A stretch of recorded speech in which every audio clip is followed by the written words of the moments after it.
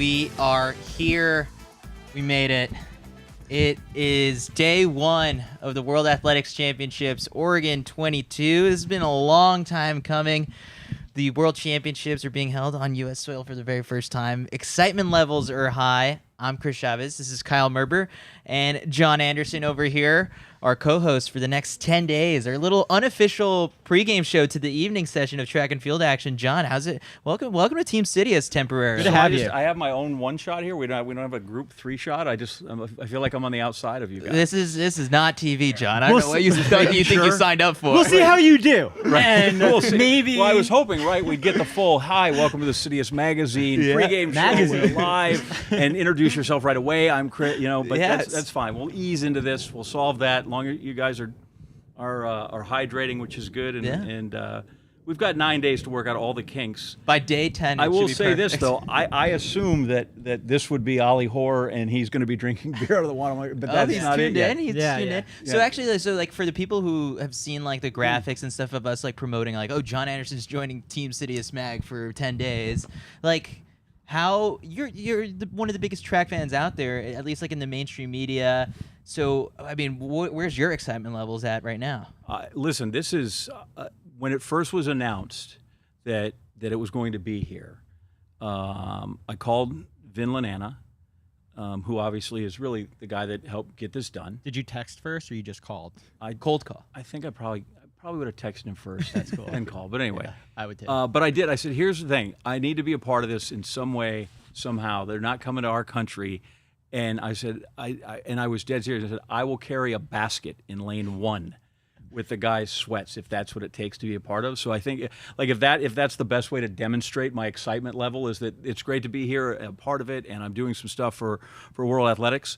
But I would have been out here regardless to see this, to see these athletes, to see these performances, to see this historic moment for the United States and for track and field. I think it's wonderful here because we always have the best team. Mm-hmm. And it's nice that the best team finally has a home game. I don't know as many mainstream media people as you do. I knew Chris, but then he quit Sports Illustrated or something to do this.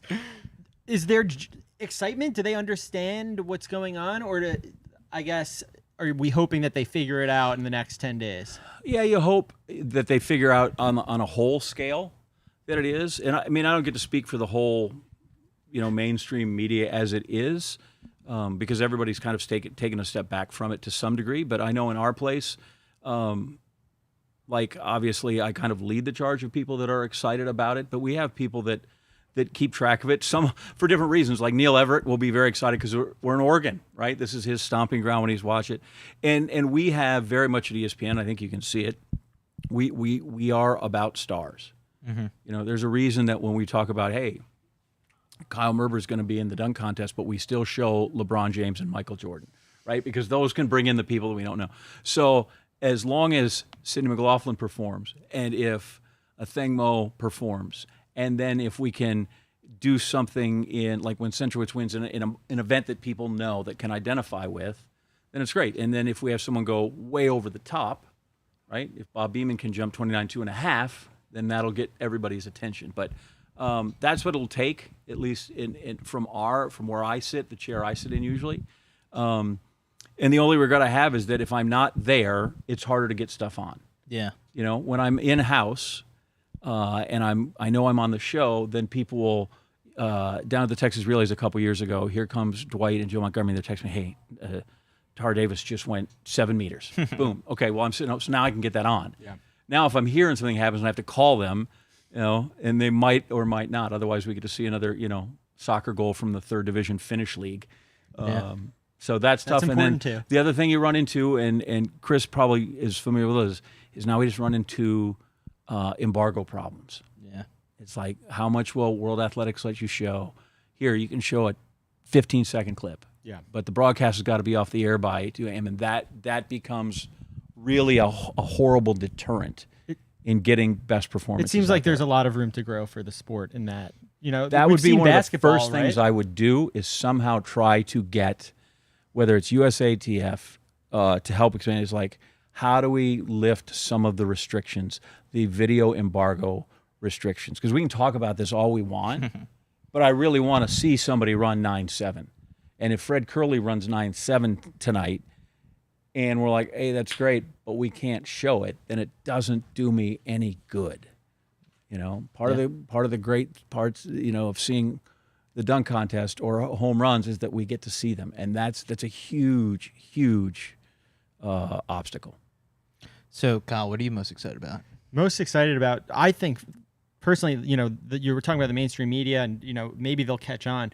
I think for us, this is a huge opportunity. Yeah. Like, I don't know if this was, I'm obviously excited about the athletes, but since we're starting off day one now, for us, we're the niche media organization who's coming in, and like, we're going to have unbelievable guests joining us all week. The names and the people that are going to walk through the doors here at the CITIUS MAG House are incredible. And it's for me personally, I'm just excited to have some casual conversations with some of these athletes before and after they compete. We're going to have some all-time greatest athletes in the sport sitting down and talking with us. And so, of course, I'm excited about what's going on in the stadium. And I know that was probably what you're referring to. But outside of that, I'm really excited about the conversations that we're going to have here the next 10 days. Should we get started with our first one, or you got one last time? I would just say this, and it was Gail Devers, who's part of the crew, and she said, you can't be a household name until you get in the household. Okay.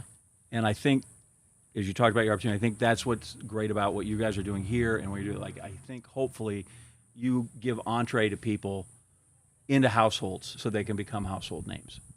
All right, let's give someone our first person to try it. Bring on the one and only the U.S. champion right now in the 800, Bryce Hoppel. Bryce Hoppel, welcome to the show. Listen, we have people in there. Clap for Bryce Hoppel. Clap it up for Bryce Hoppel. Hey, it's good to be We'll work on getting more and more people here. Don't for we have live any on. canned? Yeah. We should have some canned applause until everybody shows up, so that you can feel like you are appropriately treated as the national champion once again in the 800. It's an honor to be the first one on the here. first guest of the CITIUS MAG live I at was texting World back and forth. Show. I didn't realize this is what the position I was going to be in, but I mean, it's good to be on. So. Yeah. So, Bryce, how are you feeling? I'm feeling great. I mean, it's good to be back here in Eugene. So it feels like a second home almost at this point. Feeling good though. You don't compete for a while. I was kind of surprised that you came in already, right? You're day 5, day 6. I mean, so I'm a big fan of the sport like you guys. I want to see all the track that I can, and so I was like, get me here before the day that the events start, and like I'm gonna go watch before I have to get zoned in. You'll go in the stadium and hang out for a few sure. days. I want to go support some of my teammates running the steeplechase, and I want to see track because like when you're competing, it's hard to go watch, and so I saw that as an opportunity. But you'll stay out of the sun. Stay hot, right? Like you have to watch smart. The rest of us Joes just roll in there and we watch and like, hey, it's great. I just got baked like a lobster, but like you have to be careful when you go in there. Oh yeah, we'll figure it out. I think I'm just gonna pop in for just specific races that I want to see and definitely stay hydrated. And you want to see? Someone have to give me a bucket hat. There you go. Yeah. So you want to see what steeplechases you said? Yep. Fred Curley, Bernard and Hillary. Oh yeah, the 100 meters. Everyone wants to see Fred Curley. That's just gonna be like a recurring theme, I think, Absolutely. on our show. Well, I'm waiting to see him in the final. I mean, obviously he'll do some great things in the prelims, but I want to see him get that gold. So. Are you staying in the dorms right across from the track? No, USA has where are a you? hotel, We right? got a hotel. Yeah, I was talking. We were at the Adidas hospitality thing, and they're saying the Great Britain team is like in the dorms or something. He was like, "Y'all have AC?" I'm like, "Yeah, we got AC." I was like, I don't know if that's an advantage or not, but yeah, I think that's definitely. So, all right, yeah. So we saw Michael Cherry tweeting on the plane over that he was sitting next to a European athlete, and he was laughing because the guy was exhausted and he had jet lag. He was, good luck to them. Finally, that's the home field advantage. Oh, yeah. I guess what are some other home field advantages besides just getting the hotel with actual AC? I'd say probably just the comfort of being here. Like I just said, like it feels like Eugene. I've been here so many times over the past like year or so, and it feels like a second home away from home at this point. We just like know how it's going to go down, know the logistics of the meet and stuff, and it feels like a home crowd. So we'll see how it goes. How different is running in that place now than it was when it was historic Hayward Field, not futuristic Hayward Field? Yeah, so I did get to have that chance to run a historic Hayward Field one time my sophomore year in college, and I mean there was a certain energy to it. It gave you that pump, like. I mean, you still feel it here. I mean, you still have some incredible fans out there, and I mean, how beautiful the stadium is kind of just puts that excitement in you. And so, I don't know, it's very unique of the historic Hayward Field, but I think we still have something special here. Correct my timeline if I'm wrong. So 2019 was college still, and you finished the whole season, and you go to the World Champs. Yeah. Probably a different experience this time coming back now, right? Like it's no longer starry-eyed looking around. You came in 4th, which is obviously good, but now it's like you want the medal, right? Oh, absolutely. I got a little taste of that for the Indoor World Championships just recently, and so, I mean, now we're going for the silver and gold, preferably the gold, but I like that one better too. Yeah. So no, I'm excited. I'm coming with a lot more experience, and yeah, I mean, it's never bothered me to have a ton of racing on my legs. That 2019 season was pretty long, but like, I don't know, I'm excited more than ever, and now I have a little experience under the belt, so I kind of know what to do this time around. For the longest time, I felt like in the U.S., everyone just saw like Donovan as the top dog, and rightfully so. I mean, running like the American record, winning gold in 2019, but sort of like within, unfortunately with him and his injury, sort of you've seamlessly stepped into sort of that role. Do you kind of, go about feeling that way now? I mean, when you go into some of these races, like I'm the top American right now. Yeah, so I actually felt that difference this past U.S. Championships because I went in there, I never had like a doubt that I wasn't going to win. Like I was going in pretty confident, and that was my coach who was saying, "There's like you kind of acted differently this time around." And I was like, in a good way. Yeah, like in a good way. I was you're like, different. You're different. No, it was in a good way. Like I didn't have that anxiety going in. Like I just going through the rounds comfortably, and no, it's been a good spot to step into. Hopefully, I can fill the shoes because I mean, Donovan Brazier world champion last year, and so yeah. I think I always like to look at it from a team perspective. I mean, I have a good relationship with all the guys, 800 guys on the team, and so I'm looking forward to seeing us all do well. How does that transformation take place? I always say, like, you can say, oh, I ran 145 or I went 144 and I belong, because on paper it looks like that. But until you get in a race with some of these cats that you know their name and you know their pedigree, and now you run with them stride for stride and go, okay, not only do I have the right time, but I actually belong here with those people. What's that transformation like from being, I think I can, to these are my peers now? Yeah, so like I said, I think I'm just making that transition. Like, I think you feel it most in the confidence. Like, you start being more ready for these events, I would say. But yeah, it's weird the relationship you kind of get with your competitors, because there's some like friendliness and there's some like kind of turn the cold shoulder once the race gets closer. Mm-hmm. But yeah, at this point, I really do feel like I belong here, and now I'm just chasing after, see how far I can push myself, and it's exciting to, I don't know, see how high I can get on that ladder. So you turn the cold, so you just become like an SOB. No, I couldn't do that. I'm always the friendly guy, so it's weird it's hard to put my mind into competition mode, because I'm always just like, I don't know, I'd like to think I get off like a happy-go-lucky kind of mood, but give that to us. Yeah. So that's how I always be. Hopefully it doesn't ever change, but yeah, it's kind of tough once you're like good friends with Donovan or good friends with Brandon and those guys, and it's like, all right, now we got to compete against each other. So. I said this to you after USA's on the post-game show. It's kind of like, this isn't meant to be an insult. If anything, it's like a weird compliment. It was like, Bryce won again. Like, Bryce looked good. He won. Like, it wasn't as exciting. And I think for some people, they win a U.S. championship, and it's like, whoa, like, mm-hmm. That's the highlight. But for you, it did feel like a little bit of a formality. Like, yeah, and now that's the level you're at. Like, the expectation is not to win a U.S. championship or make a team. It's like, no, we want medals. Which absolutely. I don't. Obviously, you feel that way, but just I feel that way too. Yeah. No. It was incredible to win the U.S. championship, but it did feel like a stepping stone to where like I really want to be. And so like, yeah, I'd say it's kind of like along those lines. What's it like when you take off the Adidas kit and you put on the Team USA kit? I mean, it's tough. I mean, I love my Adidas stuff, but I think the main thing is just having that USA across your chest, and it's an incredible honor. I think that's where you do start feeling kind of the nerves again, because like, I mean, yeah, at the U.S. Championships, you're representing your brand and yourself, but then once you put on that kit, you're representing something a lot bigger. And so I think one of the things that Coach Redwine at this last speech is like, we're here competing like as a team to represent something bigger than ourselves, and so I think it's something special and definitely a privilege to be able to race in that kit. Can you peel back the curtain for us a little bit? I know you just got in, but the Team USA sort of activities that take place at an event like this. I mean, you've experienced it in Doha, you had it in Serbia, but I mean, there's voting for a team captain and all that kind of stuff. Like, what's been that kind of cool side that not as many fans probably like know about? Yeah, so I think you just gotta like be there, and like all the interaction between like all of these like different stars, I guess. It's cool to just be in that team hotel, and like they have like the little lounge for us, people playing ping pong, people watching races together, and just like cheering on other teammates. And so that's honestly one of the things that gets you ready for competition, just because like it feels like such a like cool community. And like when you're hanging out with Noah Lyles and all those guys, it's just like it gives you that sense of like, all right, let's do some big things. And I don't know, it's cool. Like it's cool to see that kind of aspect that a lot of people don't get to see, and so I enjoy it. Like Do you remember those days, Kyle? Oh, those were the days. No, I was talking to Johnny, who is obviously in with the team, and he was saying that he was on the massage table talking about law school, and Noah walked by or was like there, and he was just like, he called him a nerd, talking about school, and the World Championship. So it is real. I mean, I saw, I think it was Trevor Bassett who tweeted about playing dominoes, and I learned how to play dominoes on a U.S. team. Like, it's for fun. some reason all that's the games that they got for us. Yeah. Like, it was funny mentioning Noah again.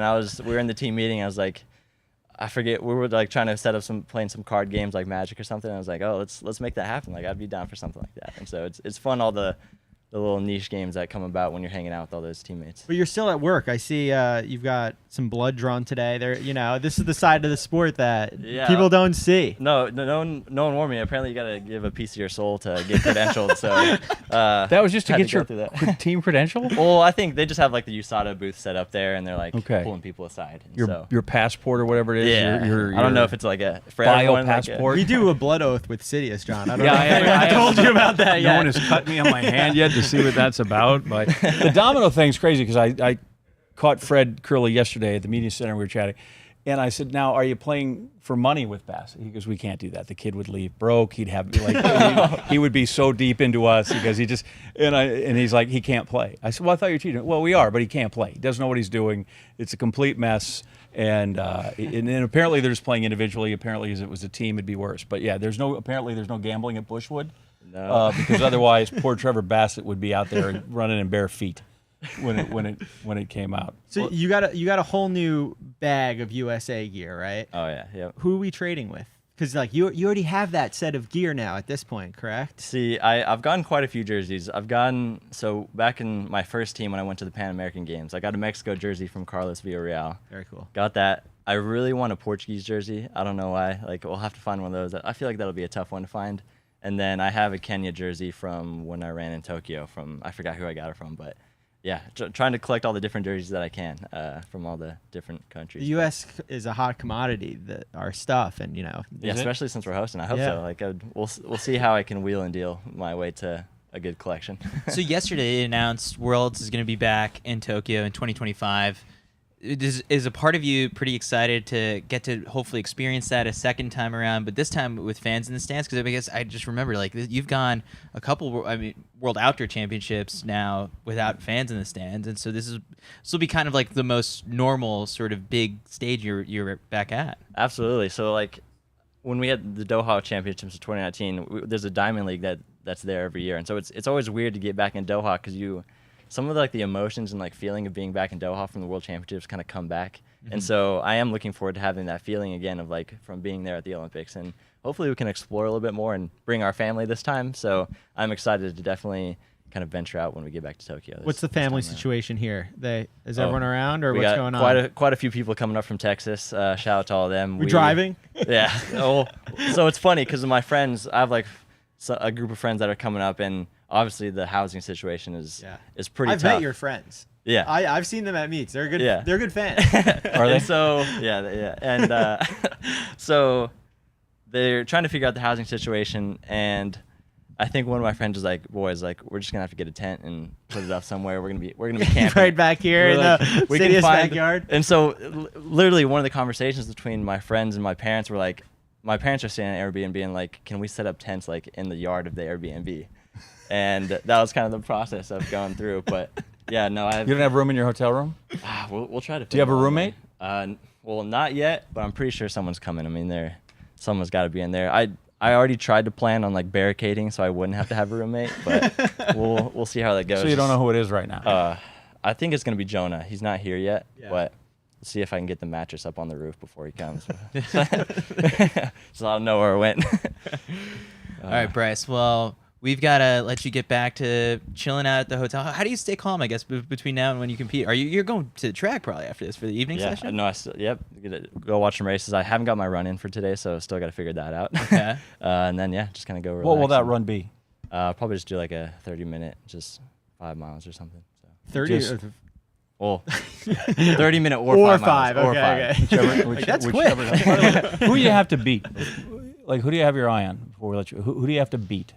So that's what's tough is like, I think it's kind of an open field. I think it's for anyone's taking for that 800 crown. And so, I mean, you always have your eyes on the Kenyan team and the Great Britain team, so there'll be some tough guys coming from there. But I kind of just have my eyes set on just winning the race in general, no one specific. I think you're going to be sitting on the outside of lane 1 on Bergen's shoulder.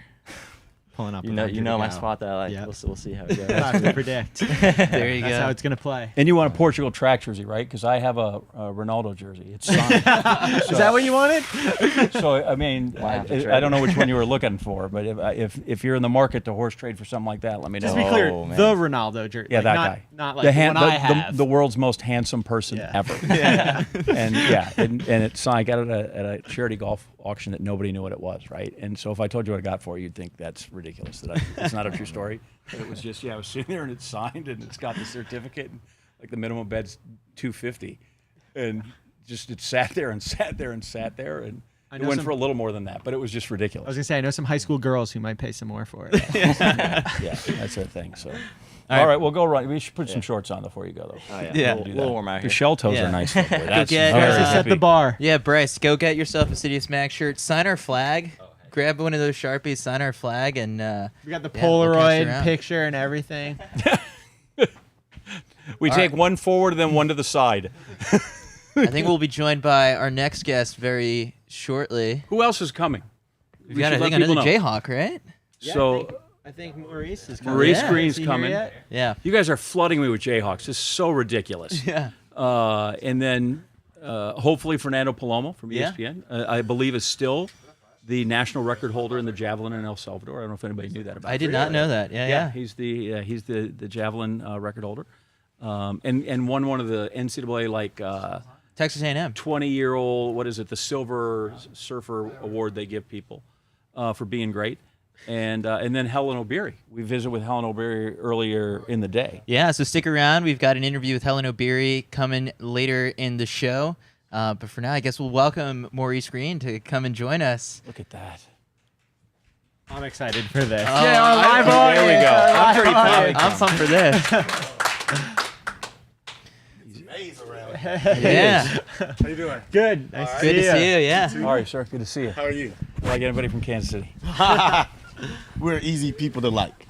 Well, but then the first thing, right, you got to ask is, are you a Gates guy or Gates? I don't have to go any farther. Nope, you don't have to go no further. Do you know what that means? Is it barbecue? It's the barbecue. Of course. Yeah. Where did we go? We went to What's the other spot? Arthur Bryant's is where, but that was Kansas Arthur City. Bryant's is right. Kansas City. Arthur Bryant's is in there. Jack Stacks is now, but Gates is kind of the old school. That's where the people that know.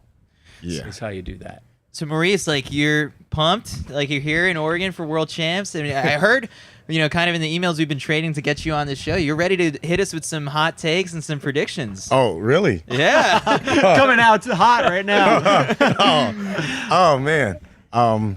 I guess so. I guess I'll have to. Yeah. So I guess tell you what I think. Yeah. So World Champs taking place in the United States. Like, how do you feel about it? I mean, hopefully that this can be a springboard to help popularize the sport a little bit more here in the States. Yeah, I think it's a good thing. Obviously we have some of the best athletes in the world, and we've never had a World Championships here. So to have the World Championships here. And it's because it's a little bit different than the Olympics because it's only track and field now. So this is what everybody's going to have their eyes on. And so hopefully it does a lot of good for our sport. Well, I want to ask you, I think one of the last big meets that maybe were on U.S. soil that you were in was the Goodwill Games. Ha! And you did pretty well there, right? Yeah, I grew up down the street, not too far from where I grew up. I did pretty well. What was that like, having a meet like that on home soil and something that we're doing again? That has to be one of my favorite races to ever compete in. Like the atmosphere that was in New York and how they did the whole thing.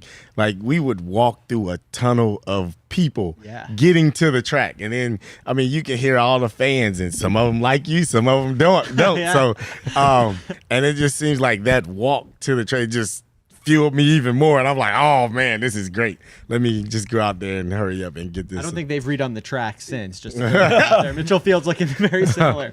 Wait, so when you say that, like fans who didn't like you, was this like American fans at the time had their favorite sprinters, or was this still like international sort of? No, it was international because the Goodwill game it brings everybody together. So I think we just need so much more of that. Like we see it on Twitter and all that stuff. The Jamaican fans and the They're US right fans. outside Queens too, and like in Nassau. and some of them are rough. No, but it's good though. It feels like home field advantage, but then of course then you get some of those other calls that's not home field advantage. So it was a lot of fun. Goodwill games was a lot of fun. I'm just going to point out none of that sounds like goodwill in the Goodwill games. It feels like that's the opposite of goodwill in the Goodwill games. Well, you got to think though. I mean, when all the athletes get together, it's better to come and compete than to fight a different way. So it's a goodwill. Well, so talking about home field advantage, I know one of the American athletes who's probably the most excited to have home field advantage is Trayvon Bromell. Because he's had some issues with travel and eating abroad and whatnot. And look, I'm a distance runner, so I know that world, but I never realized until talking to Trey a bit, like how much that actually affects the sprint. So how much does traveling affect the legs? I mean, we're talking about a lot of these athletes who are having visa issues and are about to show up moments before their race. Yeah, that's tough. Especially if you're traveling far, if you're traveling internationally and you don't get there with enough time to acclimate your body and get prepared mentally and physically, you're going to have a hard time. It's going to be tough. So Omanyala, who says he's flying in from Kenya, is going to get here 2.5 hours before the race. He's cooked. I wouldn't put my money on him. And you can do that here. We're in such a betting world now. Yeah. So We are. There's a lot of talk about betting and things. So just He saw his odds. Yeah. Stay away. Bet on them to lose. I mean, I think your odds might be better. Yeah. So who do you have your eye on? Who's exciting you right now? Well, obviously it's the sprints. Yeah. I think the 100 meters is going to be very exciting. Looking to see what happens there. The 200, I really think the young boy is going to come and do something special. I think he's going to. Arian Knighton. Yeah, Arian. Yeah. I think he's going to. I don't know. I see something in him. He's young and he's fearless, but if it don't start now, it's going to start pretty soon. So he's going to be one to watch for the future. Have you ever seen someone run a curve like he can? Well, nothing impresses me, but I mean, that's tough. But tough. But I will say for his age and the way he's doing it now, it's very good. He just has to learn a couple of little things, and then he'll be fine. Did 9.58 impress you? No. Come on. That impressed everybody. No. Well, I mean, the athletes now, before it wasn't common for people to be running under 10 seconds until I came along and just made it a habit, I guess. So after me now, everybody wants to do it now. And I mean, but times is getting faster. And I've always said as time progresses, man progresses. And as man progresses, technology progresses. And as man and technology progresses, people get faster. So you go compete. And now we're seeing those times come out, and the way they are, guys are running fast. I think, but it's about doing it more consistent. That's what I was just gonna say. I want to see them doing. Yeah, they do it every now and then, but let's start to be more consistent. Because my career, I was very consistently running times very close to each other. It wasn't I would run this time and then run 10-1, or I was always still close around my time. So let's start getting them more consistent, and then once they do that, then you're going to really see some times drop. That was exactly going to be my question, because you 50 something times under, what is it? You know the number. You definitely know the number. It's like 52 times under 10 flat. Yeah, something like that. So first guy under 9.8 for the people who are not watching that might be Chris's age and don't go all the way back to when, I mean. 979 to be exact. You're not so old that you were like on a Grecian urn or anything, but still, yeah. So you're the first guy under 9.8. Yes. First guy I think that ever fire extinguished his shoes. I want to. We want to talk about that. That was probably you. Table that for 1 second. I want to ESPY for that too. So yeah. Give me the key though. There's a bunch of guys. You talk about consistency. There's a bunch of guys that can run 9 whatever it is. Yes. And they can run it in Oslo and they can run it in Morocco, whatever. How do you run it in a championship race like the Olympics or here? Because there are guys who disappear under these circumstances. Well, it's all about, I always say track and field is more mental than physical. Everybody who lines up on the line has about the same ability. Now, it's depending on where your mental capacity can take you to get you over the top. How strong are you mentally? The thing is, a lot of athletes just get to the line and be like, I want to get there first. And it's more than that. You have to have a plan. I always say a man with a plan can go far, but a man without a plan is going nowhere. So a lot of athletes think about this person. Oh, I got to beat this person, or I got to do this. No, it's pay attention to yourself, figure out your race pattern, and pay attention to that. And then whatever happens there will help you overcome anything else. So, obviously for you and your career, you're so consistent throughout that come the big stage, you already have the body of work behind you that season. When we're looking at a guy like Jacobs who hasn't really raced this whole year, can we expect something from him, or can you replicate that in practice, or is it like it's just not doable?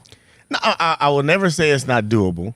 I think a lot of it might have to do, if he's training by himself, it's going to be very hard to duplicate that.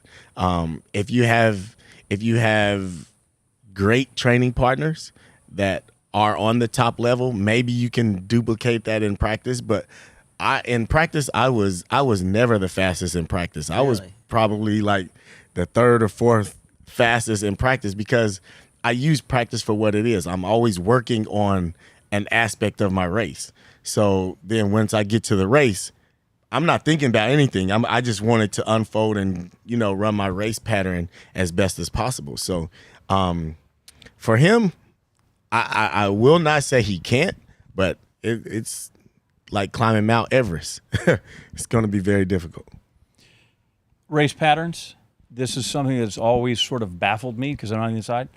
You're going to run 100 meters, and it's going to take less than 10 seconds. Yes. And I hear the guys that think, I just had to be really patient and execute my race. How can you be patient in 9.8 seconds?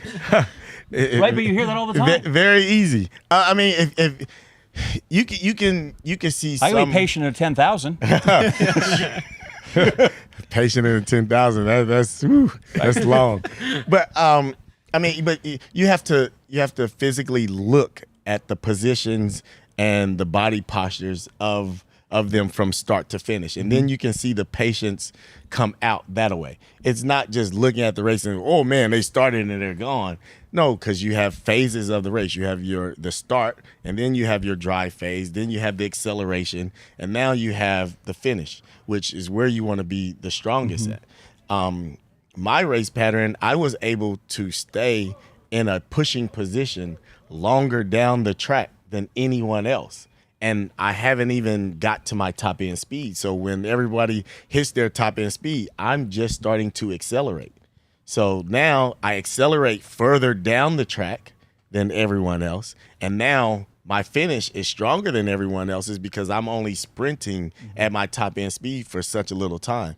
And if you look at some people races at the very beginning, they popping straight up and then they trying to floor it to go. Now the ending of your race is really going to fall off because you used up all your juice. You have to be patient. You have to watch the angles and watch the body positions. That's how you will know if someone is being patient or if somebody's rushing everything. So first off, I just want to say I'm so excited you're here because I feel like I got it. The industry expert of experts asked the questions I'm curious of. So when we see Fred Curley run 9.7 in the semifinals at USA's, what did you see? Did you see someone who's like, oh, he's got more in him? Or were you thinking, that maybe that was a little too hard? No, I didn't think it was too hard because he ran it. I think he ran it fairly easy. Now, it's about, does he know what he was doing at that time to maybe duplicate it again? Or was it just like, oh, that was just an easy race and, man, that felt good. Can you go back and do it again? And can you go back and do it again? I remember a time, my first time in 96, John Smith told me, we were in Indianapolis, and he said, look, you're ready to run fast. When you cross the finish line, just look at the clock and walk off. like you knew what you was about to do. And I'm like, I didn't know what he was talking about. And I haven't broken 10 seconds yet. So I get down there, we run the race, and it says 997. I look at the clock, I was like, oh my goodness. I was like, stay calm, just walk off. But well, let me back up. That year, I'm having so much trying to do everything. I'm not running fast and everything else. And before we got there, I'm just at practice, just trying to get everything together and make it come right. So then that race happens, and I look at the time, and I was like, oh my goodness, what just happened? And I was like, I want to do that every time. But I knew how I did it. And that's the whole thing, is knowing how to do it. And when I went back to John, I was like, I want to do that every time. And every time after that, the next round, I ran 997, 997, 997. It just started clicking because I know what I wanted to do and know how to make it unfold. So if Fred knows how to do that, he's going to be very dangerous. Is that your official pick? I think oh man. We've kind of glossed over Christian Coleman. Like, he's a really fast dude. No, but see, and Christian is my boy. That's I say he's my protege. I talk to Christian all the time. His only problem is he's trying to prove a point so much that he's still the guy. He's rushing everything. If he can take his time and let his race unfold, he's going to be hard to handle. So I would say those are my two favorite picks. What's the most common question someone like Christian throws your way? Kind of, is it more like a technical stuff, mental stuff? It's more technical stuff. I would tell you, I got a call from Marvin Bracey earlier this year, and he called me. He was like, man, I just need some help. Can you help me try to get this together? And he sent me some videos and things like that. And I looked at it. I was like, oh, I see you right now. I didn't even have to look that many times. And I just called him back. I was like, look, these are the things you need to focus on. You need to do this, this, this, this, this. Like, you work on those things, it'll put you in a better position, and then you'll be able to make it unfold. Maybe something I told him worked, so he made the team. So, how does that brotherhood sort of form among like U.S. sprinters? Like, is there an easy directory where the guys now could be like, I need to call Maurice. Let me check on Lewis here and there. Well, I will say I'm a lot different than a lot of other sprinters, and especially I'm out of the game now. I love to help people out, and there is no sense in me just keeping all the knowledge in myself. What good is that going to do? Let me, tell other people how to do things, and that's the joy I get out of it now. I'm very accessible, and if they don't have my number, I'm sure they can call somebody to get my number, and I always answer their calls and talk whatever I need to talk with them. Before we get to the women, I got to ask about the 4x1. Did anyone call you about the 4x1? No, they did not. They did it's not on you then. Yeah, he's washing his hands clean here. No, they didn't, but I think we'll be okay. Yeah. I think we'll be fine. If I said, here, you get to pick your 4x1 team. And you can pick anybody you want. If you can put Ralph Metcalf and Jesse Owens on it, who do you want to run with? Oh, the all-time. Yeah, who do you want to run The with? all-time. Oh, man. American only? You get to run. Obviously, you can run anchor. You can pick wherever, but then you need three. Yeah, I'm going to anchor. I'm going to anchor. Yep, I'm going to give 2 laps. I'm going to other anchor. dudes. Oh, man. It's only a 90-minute show. Yeah. I would still put Dennis on third. Okay. That's even great. You're going to give us the order. That's awesome. Yeah. I like that. Carl will go first. I mean, no, not first, but he'll go second. Yeah, because Carl will go second. Who's the start? That's the. At least you're staying in your era. He's going to leave Jesse Owens. He's going to get some calls. He's going to get some calls. Yeah, right. Pick somebody safe. Well, I would put Christian Coleman. He has my 60-meter world record, so he's gonna start it off really to Carl, to Dennis Mitchell, and then you. Yeah. And that time is what? faster than anybody's ever did it. 30. I love it. 34 maybe. We've never seen this number before. No, you can't put a number on it. No, but it's all about, not slowing the stick down. Yeah. You got to move through the zones nice and smooth and let the athletes do what they do. Well, there's a little controversy, I guess, or there, on Twitter or whatnot, but like 200 runners in a 4x1, do you think they have a place? Yes, they do. Okay. I mean, the 200 and 100 is just 100 meters more. Some people are not able to start as well, so they might be better in the 200 because you got a longer time to recover from the things and your top end speed and the strength of it. That's why they really will work well on second leg. And then some people can run curves very well also. So it's just the 200 is hard.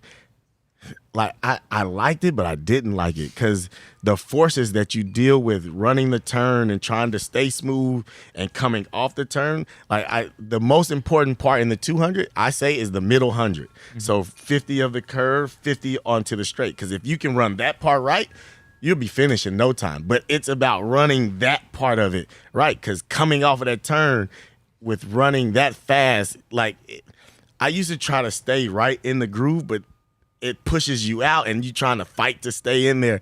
It's difficult. Some people can do it right on point, and some people have problems doing it. So now the women. Can anyone touch Shelly Ann? That's tough. Well, Elaine can. Elaine can. Right. Yeah. Well, maybe not this season so far, yeah? Yeah, no, I think Elaine is going to be – I think she's the one to beat. I do too. But Shelly Ann is not going to just be like, oh, you can have it today. She's going to go. I think Elaine's going to have to catch her. Can't wait. I mean, although it is fun to see just sort of Jamaica revel in hey, it's the 1, 2, 3 tour coming back. Yeah, can we break it up? I hope so. I hope so. I mean, our women are so talented. I think at times they just don't put the right thing together, and hopefully they can put it together. Has Aaliyah called you? No, she has not called me. But hopefully she puts it together and continues to run like she has been. And if she does, she has a very great shot. Yeah, she's run some amazing time. Yeah, I'm surprised it's taken her this long to make a team as good as she is. But it looks easy to her now, and she's done it back to back, a couple of times. So I think she's figured some stuff out, and now it's about moving forward. Now let's continue to move on. And we won't do it right at this moment, but Melissa Jefferson's story is amazing. That how she got here from Coastal Carolina, the things she went through to get through. Her story is really an amazing deal. Can she, obviously USA's was a huge breakout for her. Oh, yeah, you didn't even expect her. Yeah. No, really. After NCAA's. Really, yeah. You did not expect her to be there like that. They always say things about young athletes about handling the stage, but I think if she can handle the stage, because the lights do get brighter, I think she'll be fine. Because you have to realize the World Championships is easier than making the team. It's easier through the rounds. You don't have to run as hard. When you get to the semifinal round, okay, now everything begins. But that first round that you run, it's the first round in the U.S. Championships is a lot harder. You have to be on point every single time. Mm-hmm. Here you can ease your way into it, and then semifinal. Okay, now let's put it all together. Did you run 4 rounds or 3? Because sometimes we had to run 4. I've always ran 4. They have it easy now. There's some anger in that. I wish I only had 3. I had to get up early every morning. Ran against some guy from Malta who couldn't break 11. Yes, but you got to realize that still takes something out of you. You still have to get up in the morning, prepare yourself, and then you go run. Even though we it's bad, but we was like, who can win with the slowest time and still make it? Kids these days. And I would always win. I would run like 10-3 something, very easy. But but still, that still takes something out of your legs. I mean, I would get to the final, and it was like, I hope I got something in these things. Like they feel dead right now. But I was able to overcome all that and run some of the fastest times that I've been able to run in the championships, though. But the 4 rounds, yes, it was harder. Now they got it easy. Because I watched some of the prelims, the first round, and the guy even said these are the first round or whatever, and then the top 2 and the next 3 get into the first round proper. Right? Yeah. So even these guys knew that they're like, okay, this is our one shining moment, but it's coming at 10:38 in the morning when they came through. But for a lot of them, that's their experience. But now they don't drag you into that anymore, which is good. No, but back in the day, but to theirs because I would go, and then after that race, some of those guys, oh, can I have the autograph? I want to give you this. Like Angolans with the dream team. It was nice for them to do that, though. But yeah. Do you know what the guy won the first heat in today in the it was 10:37, wasn't it? 10:49. Yeah. The guy ran 10:49, which, by the way, was just a 100th off his PR. So he had a good day. He had a great day. He was ready to go. If you run close to your PR, I mean, what more? In a championship race, if you run close to your PR, what more can you ask for? Yeah. I mean, you did practically the best that you could do. And then tonight he's going to settle in the box next to Fred Curley. And he's actually he had a great time. He had a great time, and then he's going to come closer than he really is. Hey, like you said, Fred's not going to go all out. So Fred's going to run like 10-1. But these guys run 10:48. But what if he PRs though? Yeah. Now he's ran the best race of his life. It's going to be great against some of the best people in the world. That could be his claim to fame in his country. He could be great. So we have to ask you about this one thing. I mean, your legacy is, You won an S before, you for said? a lot of things. Oh. Mac, do we have the video? We don't have the video, but we got to ask about the fire extinguisher a little bit. Oh, How did this come about, and what was the reaction, and where's that SB sitting? It's at home. It's at home. We're on the track for such a little time, and I always wanted to put on a show. And I've always said I want to do something that is going to make people remember me. It worked. Yeah, like let something last. Last for forever. So me and my friend Larry Wade, I was driving down the street one time, and I was like, man, I don't know what I gotta do something. And I thought of this a week before. This was happening a week before the race, and then I seen a hardware store, right, and I was like, I'm gonna go buy a fire extinguisher. It just came in my head, and before because I almost passed it up, so I had to turn real hard. Turned in there, Larry like, man, what you doing? I was like, look, I'm gonna go buy a fire extinguisher, and at the end of the race, I want you to come and spray my shoes out. He was like, oh, dog, that's tight. Let's do it. So, and it was easy for him to be down on the track because he's a hurdler too, so he could get down on the track and things like that. So when I ran the race, I actually forgot. Because I ran the race, and then I started running back, and then I see him in the corner. He got said, oh yeah, let's go. And then I started, oh, and it took him off, and then he came and sprayed my shoes out. Yeah, that was. Where are the shoes and where's the extinguisher? They burnt up. They were literally incinerated. They couldn't be saved. He didn't get there soon enough. Well, those should be on display somewhere. No, right? Like that would the fire extinguisher would be the most famous fire extinguisher in the world. Those in the armory. The funniest part of that story, the fire marshal came to my house that night and was like, look, it's illegal to let off a fire extinguisher without a fire. And I was like, no, I didn't know that. And there was a fire. Right, did you see the race? And he was like, can you please never do that again? And I was like, yeah, I guess so. Literally, the fire marshal showed up and told you that. They came to my house that night and told me it was illegal. So that was the first time I knew it was illegal. I did not know that. So we were just talking about how like that moment in particular, had social media been around, do you know like how like it popped off here because like everyone was watching on TV, right. But that's like a naked Kardashian picture. It blows up the internet. That's what that is. Well, and another reason why, I mean, I wanted to do something because at that time, if you remember back, it was so much bad talk about our sport because of drugs and everything else. And I really wanted to take the attention off of all the negativity and have something positive. And for the next 2 weeks, it was just that. That's all. You didn't hear anything else, really. So, I mean, I guess I accomplished what I wanted to do. So here's the question. If a sprinter today, let's say Fred Curley, wants to pay homage to that moment, does he have to ask permission? Does someone need to come get the blessing from the Godfather? Yeah, I tell him it's illegal. He's got to be the one with the fire extinguisher. Yeah. They come knocking again. Mo, we told you 20 years ago. Tell him it's illegal. You can't do that. Right. I don't want you to go to jail. It was positive for everybody except for the file marshal. Yeah. He was the only dude that was down on that. Yeah. Well, before you go, we got to ask one more. There's one more major event that we got to ask about is the women's 200. You know, Yes. we've got the young kid on the block, Abby Steiner, now out of Kentucky and turned pro. Yes.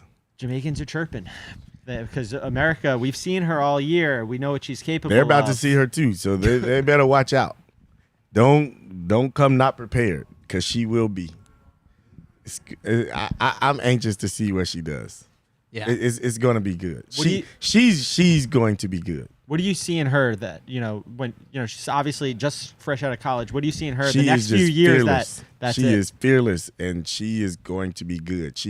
I think she's just going to keep progressing and getting better.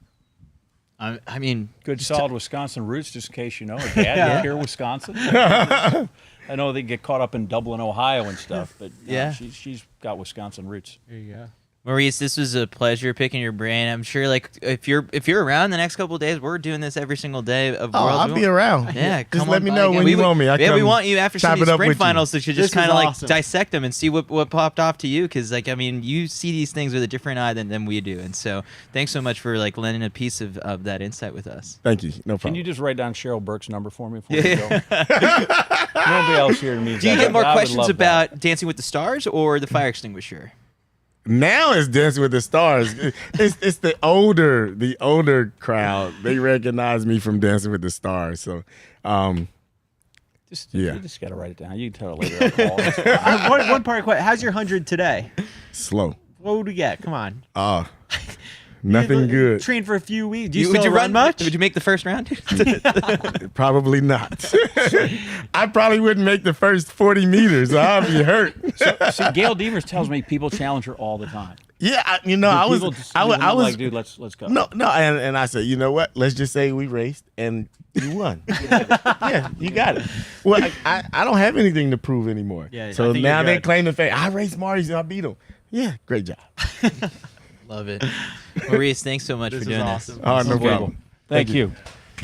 Amazing. So Maurice, this is thanks just day so much. one. This is day one. All right. So we have the potential. So we've had on day one we had the potential 800 gold medalist here. Yeah. In the world and Olympic champion here and the world record holder. Let's make sure Maurice signs the flag too. Yeah. Yeah. I was Don't geeking anybody out. run off with my apple though. That's my dinner that's Yeah. sitting over there. I was People geeking can't out see. hard. Yeah. That's really exciting. All right. Let's do we want to bring on Fernando now? Do we need to fill more, or we bring him in? Yeah, let's go. Fernando, come on over. There's Hard Fernando. at work. Come. Here's our Who's race. giving the full introduction? Our race walking Yeah. correspondent. Yeah. Race walking correspondent, the voice of most of ESPN's Spanish language programming, whether it's track and field, soccer, and are you still the record holder? I am. The El Salvador javelin Yeah. record holder, Fernando, Mr. Chavez, Fernando great to Palomo, see ya. and by the way, How are ya? basically he's my neighbor. So Yeah. we got a lot of stuff Yeah. going on. Really? Our neighborhood track team would be awesome. The color commentary would be great. Yeah, I don't know, and we it's can got to do- be the slowest transition in any show in the history of live shows. Why is that? For Maurice Greene to me, Oh, I see. The actual terms, like the this- 40 or the 60 time. this chair has not had the slowest transition. What's your 100? Not 9.7? No, Back How in the far day. does one run in the javelin run up? How far is that? about 30 yards maybe. Depends. 30 yards. I wasn't even fast there. Yeah. In that I that just want to run know. up. Yeah. We just know. Like we were I ran talking- the 100 when I was little, though, when doing the heptathlon in my junior days, Wow. and never broke 12. So we were talking earlier about the championships here being in the U.S. and how they are portrayed in the mainstream media and what they're thought about. But you see an entirely different part of our company in working in the Spanish language.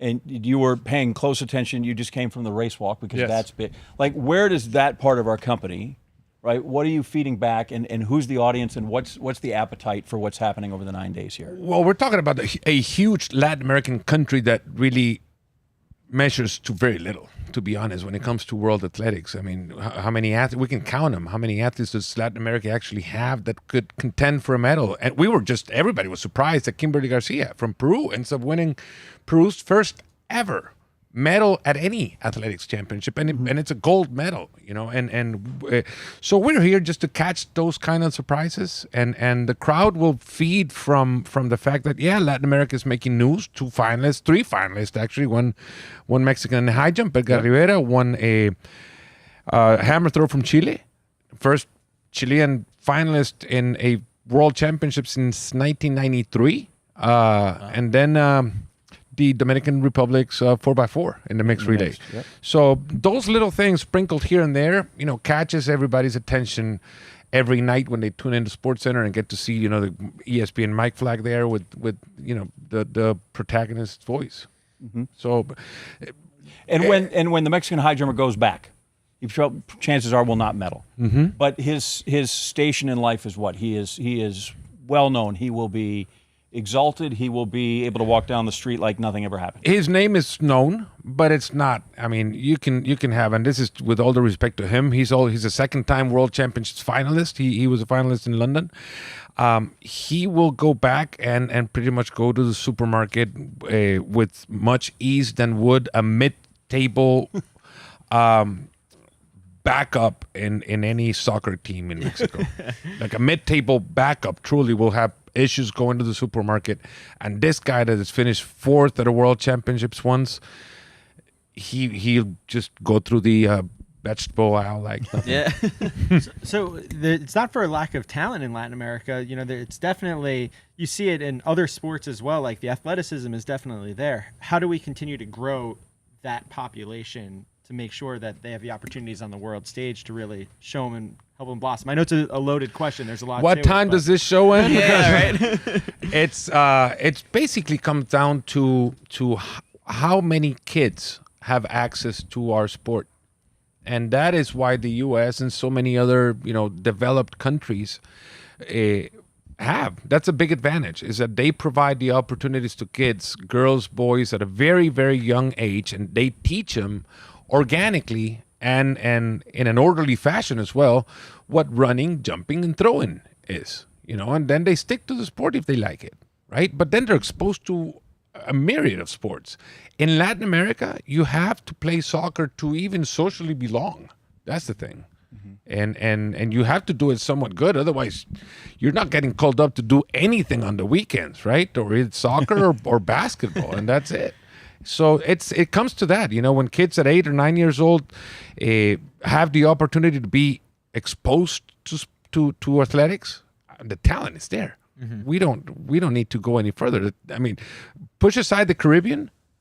You got Yulimar from Venezuela, and she's Ronnie Jimenez from Venezuela threw back in my days, 20-some years back. He was a 20-meter thrower in the shot put.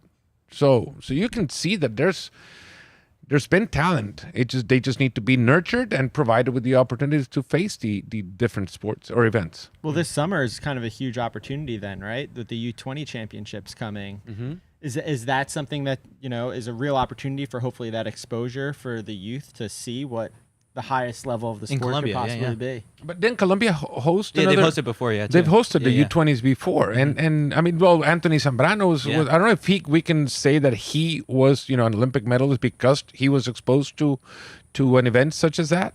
I don't think it hurts at all. I don't think it hurts for kids to be able to see high quality and that they can, follow in their in those athletes' footsteps.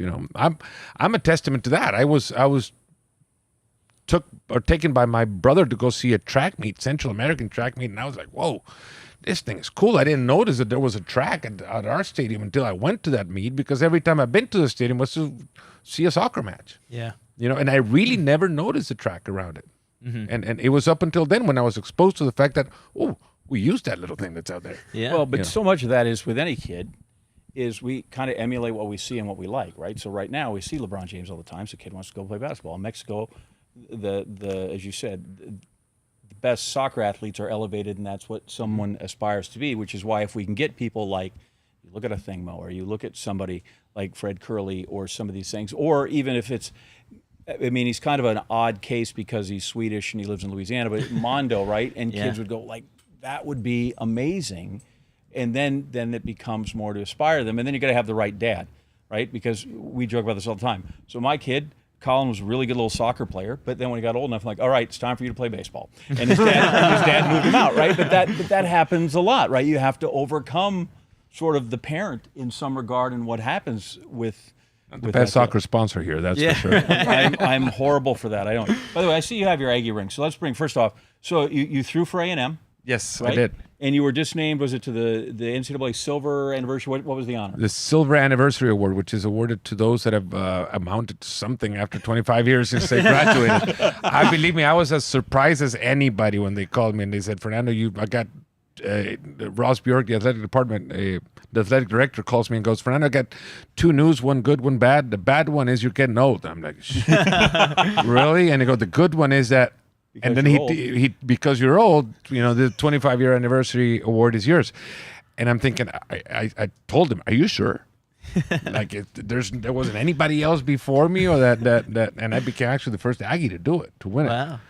And I could tell you who's there, likes of Kareem Abdul-Jabbar and all those guys that won it. Okay. That's as close as I'm going to ever get to Kareem. Chris, if you needed to conduct this interview in Spanish, feel free. No, we're good. We're good. We're going to visit family. So I want Fernando, I kind of want to ask about that because, like, with your announcing in Spanish for the Champions League for soccer, you've amassed this following on social media that's huge. Where it's like over 1 million on Twitter. Give us a goal call. Come on, give us a goal call. TikTok is growing. TikTok is growing. I enjoy seeing like what he put out there, but that's soccer, right? Like that's definitely a huge population of soccer fans. So when you do share, track and field stuff, I really appreciate it because I'm like, there's a degree to that where like maybe there's the hope that a soccer fan sees this clip of like a call that you have at the NCAA championships or a race finish, and they're like, whoa, that was like really cool. Like I want to watch more track and field. Do you see that sometimes, like in the responses you get, or like you can only measure retweets and all that stuff by so much, but when it's a soccer fan that discovers a cool track clip from something that you put out, like how's that reaction? Oh my, I get goosebumps. I just think of Andrea Vargas, who won the Pan American Games gold medal in the 100-meter hurdles and was just hundredths of a seconds off making it to the final in Tokyo. Her mom grabbed a clip of me calling her race, and it was up until then that she started crying. Wow. And I got video of her looking at the thing, and I'm like going really emotional on her and I get really excited when it comes to track races, and then people just might be passing by the TV and they listen to the voice. They say, "Oh, that's the soccer voice. What is this guy doing there?" And I get a lot of comments of people saying, "Oh, you can also call these other things," and then they stick around and watch, and because you bring the story of the athlete behind it, they not only watch but they get engaged. They're engaged in the competition. So I love it when I have the opportunity. I know the company has priorities that sometimes you kick me when I start saying too much. But I don't get to do it that often. That's the thing. Right. But I'd love to do it more. I mean, this is how I started in announcing. I mean, back in 1996. I was still an athlete, but I was not a junior anymore. El Salvador hosted the Central American and Caribbean Junior Championships, and they needed a stadium announcer in both languages. So I did that in the stadium. Ana Guevara was her first ever international meet. So I'm doing the commentary in the stadium, and that thing led to other things. And I've called Pan Am games from the stadiums as well. But that kind of got me into announcing which is what I do now, right? Yeah. So or try to. Our video guy Mac is like a huge fan of all of your calls. Like he just texts it to every single time there's a clip that you put out. He's like, this is what we need more of. It's like, except like in English as well, like because you do the Deportes calls. So everyone can, and this is again like how much time we got. There's so many frustrations people have with the ways that races get announced, and the excitement and energy and knowledge that you bring into an 800-meter race that you're calling or something like that.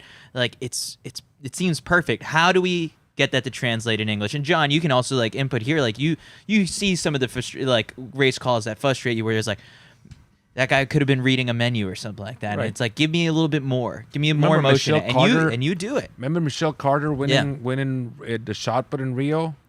Oh, I hit my legs jumping up and hitting the chair. We're like, last throw in the competition. Right. Michelle Carter, betters her dad. And I was going nuts. That's the shot put. Yeah. Yeah. We just need to get more of that in there. There's so much drama. So you say it's okay to be a fan in that capacity in some way, right? I would do that. I mean, if you watch Mike Breen, he gets very excited, and I think that's what I think. If you can bring some authenticity to what you're doing, that you know what you're talking about, so it's not like and to so many people, I think that's part of the reason the crew I work with most of the time on the track and field off on ESPN, they're invested in what it is. They care about the sport, they care about the product, and so I think hopefully that comes through in most cases, and it's not just another assignment. And I've done like they're at the British Open this week. I've been at St. Andrews for that, and it's not just another assignment. Or when you go do the NBA Finals, you try to not treat it as just another assignment. But in track and field, because that even in lower heights, right, you still have the same butterflies, the same all those other things, and there's just a connection there that I don't have because I've never actually played in any competitive golf tournament where I didn't go, I'm going to tee it up. It's fine. I'm going to move that out and so I just think there's a different connection there, and when that happens, I think it helps a lot. And I think you need to convey that same enthusiasm. I mean, how do you not watch somebody that Maurice Greene goes and fire extinguishes his shoes and not be excited like that? Because clearly he is, and those people are. Well, when we think about growing the sport, it's like the announcer is the storyteller. Like, for the audience that is, look, I don't need the announcer to tell me what's going on at the World Championships. I know what's going on. But for that fringe fan, the person that we're trying to bring in, that soccer fan who saw your clips and is like, I'll check this out, your enthusiasm will dictate how enthusiastic they feel that they should be. And if you have to constantly check notes and, it's not authentic, that can be felt, right? Like, do you feel that pressure? I'm going to put my producer and cameraman in on the spot here, but he is my best audience this week. He doesn't know a thing about track except for the fact that there's some athletes that dominate. We flew with that thing Mo, and he didn't know who she was. You're like, what? I'm like, that thing's like right there. I'm like, oh, I'm telling I'm texting my wife. We got to get her on the show. Did fly you first class? No. Because I'm assuming she's not sitting in the back of the plane with those. She was legs. sitting in the back of the plane. Wow. She's just like us. They're just like me. There's no way. Last row. I don't have my phone because it's charging over there. Thanks so much. But I have a picture. Thang Mo is in the back of the plane. With me. I don't care about being in the last. Still, row 32B and SC is like, that's talented group right there. We got to talk to someone. Like 2 Olympic gold medals would get you a little Phillies, at least extra leg room. And Brandon Miller was on our flight as well. Was he in first class? No, he was not. Was he seated? I think our flight was on like 2 rows of first class, so it wasn't that much. Our flight didn't amount to much, except for the fact that it was carrying that thing. So my producer didn't know who she was, and I'm on the carousel waiting for the bags and all that thing, and that thing is over there, and I'm like approaching her and Brandon and like Giga Maggies and all that thing, and I have to tell this guy who they are. Like, we ran into Devon Allen last night, and I'm like, whoa, I'm like, why am I even asking? He doesn't know, so I'm going, that's Devon Allen. He's gonna play for the Eagles. That gets his attention. By the way, he's the #1 hurdler in the world. And he goes, but he's going to play for the Eagles? When is he running? Right? Like, so that catches his attention. Yeah. Right? And this morning I was telling him what it meant for Chile to have a finalist in the hammer throw. In the final throw. Were you there? Were you excited jumping up and down? Never seen you jumping up and down for a hammer throw competition. Yeah, but I will tomorrow. So Gert Weil was in 1993 a finalist in Stuttgart in the shot put. He was 6th. The guys were crying, and I'm telling him like, this is what's happening. This is what it means. Yeah. For this guys to do. So when you tell the story to somebody and you relay it with a degree of passion that it catches their attention, then you got somebody hooked, right? And then they'll watch anything, even a chess match.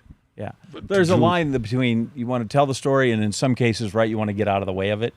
The young lady that won the 800 at the NCAA and the Boise State young lady. Yeah, ended up making a final. Schofield. Schofield. I got in trouble for pronouncing Schofield. her name wrong. Yeah, So she comes over and they throw it down to me and they're just about to talk, and Dwight goes, "Let's go down," and she goes, "I have to go hug my mother," and she just ran off. Yeah. Right. And then we just followed the camera. Just followed her. I'm like, "You don't need me." I said, "There's the interview. I'll just be quiet." And she eventually came back, but it's all you need to see. Yeah. And she ran off, and this emotion pouring out of her and hugging her mom, and you're just like, that's awesome. Like you can't help but be affected by that. And I think that's part of what this event does, because most everybody can run. I always make the same analogy when people go, "I don't know about track." I'm like, "Who's the fastest kid in your neighborhood?" And they come up with that kid's name when they were 8 years old, like that. Yeah, like you care. I said, care at some point you cared about that. That was something to you. Okay, so here today in Eugene, Oregon, the next week, we're in the fastest neighborhood ever. Yeah. Fastest neighborhood in the world. Yeah. So if you win this, but so often, right? I don't know. Who's the fastest kid in your neighborhood? You probably know. Yeah, me. even really? running across the backyard. Yeah. Yeah. How about you, Chris? Who was yours? Who was fast kid in your neighborhood? It wasn't you. It was not me. There's no kid way. like 3, 4 houses down. Yeah. Who was that kid? I don't know his last name. I remember it was Danny. Yeah. Danny. There you go. Rob Hutter was Mark Hutter was the fastest kid in my neighborhood. I was just with him 2 weeks ago. He didn't look like he could run fast. Mark Hutter? No, the fastest kid in my neighborhood. I know you were in his neighborhood. Yeah. Wait, now who's the fastest in your neighborhood today? We live on a hill, so I don't think anybody would like to go up the hill. So I'll be honest, where our bus stop is, this is a complete diversion. So my son, he was right in the middle of the actual bus stop, and there were 2 of them, right? So he could have gone up the hill to that one.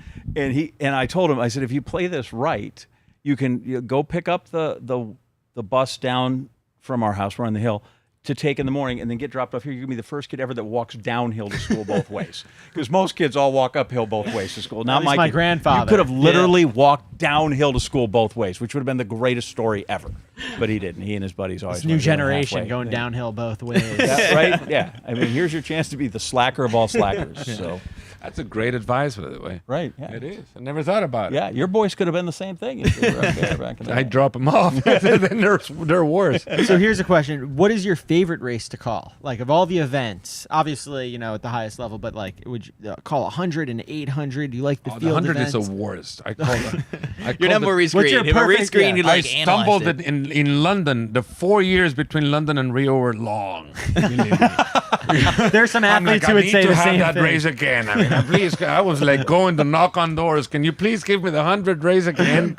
I need to make up. I think because of the strategy that plays into the race, the 1500 yes, is you go. Not saying the perfect race. No, it's perfect. But it perfect. No, it allows you to like tell stories. You can tell stories about the athletes. You can cover a lot of athletes in between, and then there's a strategy part of it all. I remember this night 2016. I spent the whole entire lap, the celebration, victory lap, just conveying the fact that even the 1952 bronze medalist would have won that race. Just for them to understand not how slow it was, but how tactical it was. Yeah. See, I think it's too strategic in the 1500. I think that sometimes I look at them and I'm like, you people are the dumbest clucks in the world. Oh, we're gonna Mac to sit back, have the camera. We're gonna defend all 1500. If I can run, if I'm in shape and I can run 3:33, why do I sit around and try to outkick somebody in a race that's 3:48? Easier to sit. It's either sit then go run what I know I can run and bring everybody into the race and go, here, I'm going to go run 3:33. You're forgetting that everyone in the 1500 has the best kick in the field. Everybody thinks they do. Everybody in the 5,000 thinks they have the best That's what makes kick. it so great. Everybody thinks it. But I do. Like, you sit there. Look at the NCAA Indoor this year with Marcio. It was the mile, but Garcia Romo. Garcia Romo That was a 407. beautiful race. He's coming here, is he? Yeah. With a bunch of dudes. We need you and him to sit down together. Yeah. Ooh, that'll be We'll one. get him to I'll come get our through. Spanish audience Here's going. but here's a guy that everybody had run super fast, right? There was like 352s in there, Beetle Scum, and 353. And he wins in 407. And if I'm a dude that ran 353, I'm like, how did I let that guy get there and just dial me down when I could have run away from him? And so sometimes I do. I look at that and I think these guys are just Now, they're does too it matter? smart for their own good. When you're going You're in, too smart for your own good. you listen to the bell lap, and it's a slow race, and I'm calling the race. I'm always thinking it's a slow race. It benefits the kickers. And then I'm looking at the 800 times, and there might have been a case where somebody has gone up from 400 to run 1,500.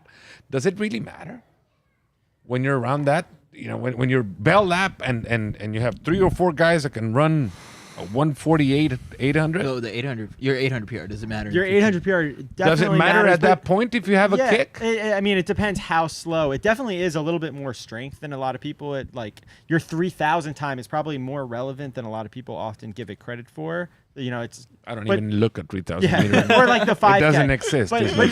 look at Centrowitz in Rio. It's like you had to close in 50 point, and if you need to close in 50 point at the end of 1,100 meters of running, then imagine how fast you have to be able to run in a 4x4 split. But John, to your point, and just not to your point, but I guess to kind of answer your question, I have done a 4x-mile relay before in which I had to go out and I had to run a mile completely on my own, not even really knowing where I'm at or anything. I run 6-7 seconds slower than my personal best. There's some element, for some reason, the 1,500 distance, I feel like, especially, in which having people to sit behind, because it's at the highest level, it's somewhere between, it's a really controlled sprint running 57 seconds a lap. And so I think more so than in the 5K, and even more so in the 800, where it's kind of that sweet spot where having someone else to key off and shut your mind off that first 70% of the race does just make the difference. Yeah, I don't know, because I just watched that, and I think I watched when Cole Hocker won the NCAA Indoor Mile, because he just went out and he ran. He said, "Here, I can was run a lot this. better I'm than going to go." everyone I'm still closing 27 or Yeah. whatever, but he did. But I just think, okay, or listen, I still think Radish's 800 is one of the most amazing things ever, because you know what he agree. just said? Here, I think I can run 141. I'm going to go do that. That's why I Anybody like else want the to come with yeah. me? You're more than beautiful to welcome. watch. I was there. And so sometimes I do think that people of that, especially the 1,500, because 3,005, well, in this case, 5 and 10, it settles in a little differently. But I just think sometimes, like, why did you sit and wait when you know you can run 10 seconds faster, but you waited around? Yeah. Yeah, it's like just a little bit too much time to be able to think in a 1,500. And, it's squeezed between the 800 and the steeple, which are arguably two events that are always going to run relatively quick because there's advantages to leading an 800. I mean, trying to get around someone on a turn when they're running 50 point is very difficult. You can get around someone when they're running a 56, though. Yeah. And I think that's kind of the difference. And so the 1,500 it's frustrating to watch. Imagine being a coach of a 1,500 meter runner. Yeah. I'm surprised when you're talking about how hard it is to lead in the 800, how hard it is to run that race in the middle of the pack. It's very hard to see somebody surprise you Yeah. in the 800 at this stage, like that Amos kid Yeah. that just got, well, not kid anymore, but he was. this? He was what, 18 when Yeah, when- 18 against Radisha, yeah. yeah, in that race, and to be able to put yourself in that field and compete and get out of a pack like that at a young age, you really have to be either nuts or good. By the way, I don't know if people can hear this, but the interns, the CITIUS Magazine interns, are mowing the lawn next door right now. So I don't know how if that's live or not, but that right, if you get that. Maybe we can bring him and interview But him. we got some Well, of it's those like guys who are perfect doing- timing because I guess we'll kick it over to our interview with Hellen Obiri really shortly. First, but we got to one- find out who's winning the javelins. Whoa, that's a toss-up. on. I'm going for Anders or Peters, Thank but you. that's Anderson's going to win totally. That's Chopra's just a- coming We're back. Chopra guys. There's an Just had a SEC personal thing. best. He's Yeah. coming off a We're best. big Chopra guys. Yeah. He's been very, very regular, consistent, and I was talking to him the other day when in the javelin, when you see a guy that consistently reaches his fastest point in the approach at the point of attack when you're just about to plant, and he's regular at that, keep an eye on that thrower. And I really have appreciation for the guy because he's the nicest guy you can find around the javelin circuit. But he's good. He's nice and good. How about Maggie? She comes in with the best throw and had Yeah. such a disappointing Women's side, U.S. championships, and she threw well in Tokyo in the qualifier, and then didn't throw well in the final. Let me see the qualifying rounds. That'll give you a big indicator. That's because she's not consistent. She hasn't been. I think the javelin. He just wanted to hear the javelin coming. I'm happy to talk about the javelin because I think it's so underappreciated. It's one of the most violent events out there. You are running, you are going full speed and hitting a brick wall, seeing how quickly you can slam on the brakes. I mean, the pressure you put your body through to do the javelin, I don't think outsiders fully understand. Can I hug you? Yeah, you paid me to say that, right? It is, though. It How's tears your up- elbow? Are you feeling good these days? It doesn't go straight. Yeah, I would imagine for you sure. and every other. Tears up shoulders, elbows, knees. It's Ankles. just awful. Wow. Ankles. It really is a full body sort of an running into a brick unnatural wall. It is. I mean, as you said, you're running fast, and then you're basically stopping and trying to stop one side of your body while the other side pretends to be flexible and fast. It's hard. It really plays a lot of mind games. We did a drill, and you know how I don't know what you call the inside little lane guard. I think it is. The curb that separates the infield from the track. So we not ran a drill, but did a drill in the fall that we would walk on that thing, trying to balance it out while we think about throwing without falling, right? Because it really plays games with your head. You're trying to do something that is not natural. You're trying to stop half of your body while the other half tries to go through. Yeah. It's gymnastically. I'm not going to compare it to pole vault. I know there was a tweet that Carl Lewis posted a couple of months ago that said the long jump was the hardest event in Did track. that get you going? You never had to throw a water bottle across the field, dude. I mean, come on. All due respect to Carl, but you know, it's hard. I think it's the hardest event, and I'm gonna go defend it against anyone. That's so funny. I think the 1500 is the hardest event. See, and then you say that to a guy, a high jumper who has no defense. He's going to go, well, have you ever had to try and lay on a mat all the time? People are trying to throw you off it. It's terrible. Yeah. I'm telling you, race walkers today in that You're heat would running say that that's their. was the Like, you hardest. realize in the high jump sometimes, if you really want to move, you can run almost 11 strides. Wow. Yeah. Generally 9 is about what you want, but if you really want to go ahead and up You the had talked effort, about you getting go some high 11. jumpers on the show this week, and I don't know. I think we might be losing them now. They'll all be lounging on it. It's the quickest, fastest event. Mid-90s, we had a guy from Peru, Hugo Munoz, who was an Olympian, actually. And I don't know if he made it to any. I don't think he made any finals at Worlds or anything like that. But he was like a 231 high jumper, and he would come and train at A&M. And there were times where he'll show up to the gym. We'll be working out, lifting and all that thing, and pounding weights and sweating and everything. And then Hugo will just leave. And we're like, Hugo, where are you going? Was that your warm up? He goes, no, that's it. I'm getting tired. And that'll be his workout. That's my boy. Like, he goes, why would you go to physical stress? Yeah. And all you have to do is like jump. So when he got tired, he just left. It's like a closer. Why throw 9 innings when you can be famous for throwing one? Mariano Rivera. All I had to do was throw 1 inning, and I'm in the Hall of Fame. How about the rest of you guys? Under some Throw pressure, PR. though. So, It goes not to. through. Speaking of pressure, can we get a goal call real quick before we go? I need to see a play. Oh, Mac, you don't have anything. I need to see a play so I can. Chris, somebody go kick one in I the back want over the like fence. a Billy Mills rewind. Who do You know, who that do we last like 100. Who do we like in Qatar this summer? Fall or whenever. In winter. In our winter. Who's the World Cup champion? Who's the World Cup The champ? French. I would love to see Argentina win The it US. because of Leo Messi. I mean, people want to validate his brilliant career. They don't. I mean, they don't want to validate. They want to undermine his brilliant career because he doesn't have a World Cup. Okay, I'm going to go France. France again? No, they're not going to do it. They All might. right, since you're an Aggie, Yeah. we're gonna pick a nothing Mo race. Oh my. Well, that's not a goal. No. We'll just we want In Fernando Spanish? In to Spanish. call Of course, in You want the Spanish. whole last lap? the or just whole last lap. U.S. Championships. U.S. thing? Championships. There's O sea, Athen Mo está pasando los primeros 400 en 57:40. Do we do it in Spanish? or in Yeah, English? definitely. 57:40 para Athen Mo. Relativamente lento. You'll go over and do the... I need a color in the back straight. Nothing happens on the back Spanish, straight. go. So, 300 metros para que Athen Mo pueda ser el equipo de Estados Unidos y regresar acá dentro de 3 semanas a los campeonatos mundiales. So, Angie Wilson sitting in third. She's your world indoor champion, right? Raven Rogers on the podium behind Mo at the last Olympics.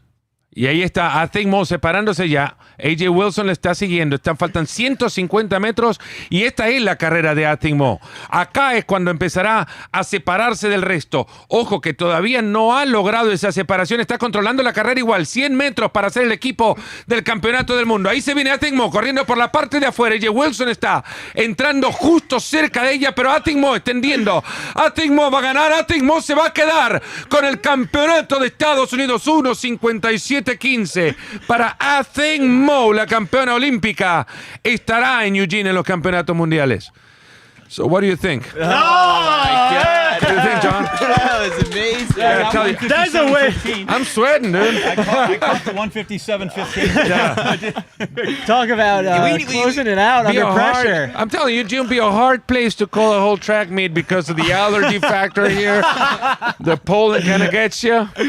Oh man, that was amazing. Do we have rights to any other? Yeah, I don't think we're allowed to show the race, but that's the radio call. Yeah, that's a radio call. I love it. She comes through again. That's fantastic. Fernando, thanks so much for doing this. You know, we got to bring you back on a couple more times. Let and me we'll, know. We'll get some highlights, and we'll have you call them this time around.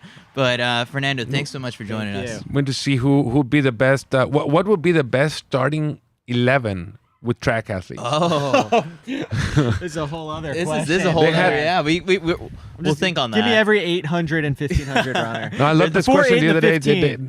There's this huge, big journalist who was the press officer in Barcelona in '92, Olympian in the high jump in 1980, and he's one of the best soccer analysts there is. He's written books about the history of football tactics, of soccer tactics, football tactics. Let's correct that mistake once and for all. And they asked him, so who do you think will be the best sprinter, with the best footballer as a sprinter? Yeah. So he starts pointing to who'd be the best middle distance runner, who'd be the best long distance runner. And it was fascinating. Soccer players are athletes. Abby Steiner Abby Steiner. got She was- recruited to Kentucky to play soccer. Ended up Wasn't who's your gal? close, Annie? a hip athlete. They had Annie was just on the soccer field. She was a center forward for our team at A&M. A&M, and then Whoop. Pat Henry said, "Come here. I bet you could do this." Yeah. Yeah. By the way, Cherokee Young going pro. We're going to miss her Saw that. next year. Yeah, Good yeah. luck to her. Yeah, And, we get a lot of Aggies here. A lot of Aggies, a lot of Florida Gators, a Uh, lot of Ducks. there's lots of people. All right, Fernando. We'll Thank you swap guys for having me. Yeah, so much. thank Congrats. you. This This was is awesome. great. This is Yeah. great. I definitely. You guys are doing a great job. This needs Thanks. to go on and become even bigger by the time Hopefully. LA 28 comes around. Ooh, that's the We're hope. trying. That's the hope. Hopefully we gotta- can this pay is the a big neighbors next so they 10 don't days turn for on us. the more. Yeah, But as well, by a week from today, there won't be room for you or me or it'll be Chris out here. talk to your bosses over at ESPN. Ask them if Medal they want holders us. and stuff. So. you guys doing definitely a great job again, and thanks for having me. You Thank and I you, are going to Fernando. clear out now, and Chris is going to make way for, or we're going to make way for Hellen Obiri. Yeah. So we'll toss it over to our interview with Hellen Obiri that John and I got the chance to chat with the two-time Olympic silver medalist, two-time world champion, world cross-country champion, just ahead of her competing in the 10,000 meters. John, what stood out to you in this interview before, as Matt kind of cues it up right now? I would tell you, I'm not sure I've ever met a Kenyan athlete that was so forward and outgoing with their confidence. Yeah. Right? I think everybody goes in thinking they're going to win. The majority of the people, right? There are obviously some folks who go, okay, I'm happy to be here. But in this case, the elite of the elite all think they can win. But generally, most Kenyan runners are sort of more muted about that. And I thought she was fantastic in that she's like, no, I'm the best there is. And I don't mind the rest of the field knowing that. And I don't mind, standing out there and letting them look and go, yeah, I'm Hellen Obiri. And if you're going to win, you got to come through me. So we've got this interview with Hellen Obiri, and we will catch you guys again here, 5:30 p.m. Eastern Time on the CITIUS MAG YouTube channel. Mac, you good? By two-time world. All right, we're good. Two-time Olympic silver medalist, world cross country champion Hellen Obiri. Hellen, thanks so much for taking the time to sit down and chat with us. Thank you so much, first of all, for inviting me here today. So you're back in Eugene. You've raced here a couple times. How do you feel? The excitement of another World Championships. It's my great opportunity to be here because I've been racing this track since 2013, and I'm happy to come back here to do World Championships tomorrow. How do you view the World Championships as a meet composed, as so many people see the Olympics? Where do you see the World Championships in relation to the Olympic competition? I can just say it's all about maybe it's competition, it's event. You cannot say that World Champions bigger than the Olympics and the Olympics bigger than World Champions. For me, I think it's an event. Of course, you need to perform well because it's Olympics, it's a World Champions, it's a world-class event of which you need to focus and you need to do well. What's been your favorite of all the World Championships and Olympics you've been to? I can say it's World Championships in 2017, London World Championships. Why? Because it was my breakthrough. Mm-hmm. I won there 5,000. And from there, I've been winning all through. Yeah. Yeah. As you return here to this meet, you're a defending champion, but not in the event you're going to run. So before I get to the 10,000, I want to know, will you have an eye on the 5,000 to see who's going to take your title? I can just say I'm not going to do 5K, of course, but there are so strong ladies. I can say maybe we have strong ladies from Ethiopia. They have been doing 14, 12. Maybe I can see that Ethiopians, maybe they are going to take the title. Maybe even 1, 2, 3 from Ethiopia. Mm-hmm. Yeah. What went into the decision to choose the 10,000 instead of the 5,000? Recently I've been focusing on track road races. I've been doing 10K. I've been doing 21K. So for me, I decided maybe it's my time to do 10K and 5,000. 5,000 is a lot of speed. Of course, I've been not doing speed, and I was not prepared to come in this race. So I think 10K is much better for me now than 5K. Mm-hmm. Yeah. 5,000 is speed. After 14 minutes, it's great to see how fast people can run the last lap. So give us your scouting report or how you see the rest of the field that you're up against in the 10,000. I can just say there are very, very strong ladies there. And it's a championships. It's nobody's game. Anybody can win. It's all about your mind. It's all about how you focus. It's all about you prepared. For me, I can say, when you come to race, I say I'm the best. And when you come to race, you don't come to lose. Or I come to race to win. There are very strong ladies from US, from Kenya, from maybe let me say all over the country. It's a championships. And when you come to a championships, that means you are strong. And me, what I can say, I'm better than anyone. So for me, I focus to do my best. I can't see that you have somebody here, you have somebody here. I come here to do my best and to give out my best. One of my favorite things, I went back and watched the race from Doha in the 5,000, the final lap. And just when you go to the arms, it's my favorite thing to see is just, and that's from that speed and that kick. Can we see that in the 10,000 this time around?